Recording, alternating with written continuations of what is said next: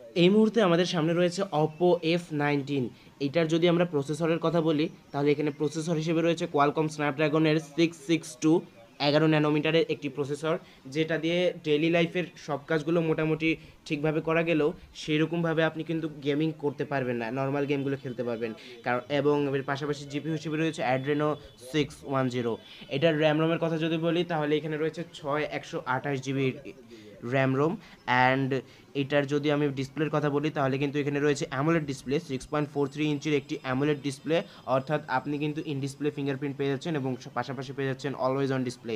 এর পাশাপাশি এখানে ক্যামেরা হিসেবে রয়েছে 48 মেগাপিক্সেলের shooter, 2 megapixel macro, 2 megapixel depth, and সেলফিতে রয়েছে 16 মেগাপিক্সেলের একটি শুটার, যেই দুইটা দিয়ে আপনি 1080 অ্যান্ড 30 FPS ভিডিও রেকর্ড করতে পারবেন। ব্যাটারি হিসেবে রয়েছে 5000 mAh-এর একটি ব্যাটারি। চার্জ করার জন্য রয়েছে 33 ওয়াটের ফাস্ট চার্জিং সিস্টেম। অ্যান্ড এই ফোনটা আপনারা পেয়ে যাচ্ছেন মাত্র 13,500 টাকায় মোবাইল বাজে। সো নিতে হলে এক্ষুনি চলে আসুন মোবাইল বাজে, পেয়ে যাচ্ছেন মাত্র 13,500 টাকায় উইথ বক্স চার্জার।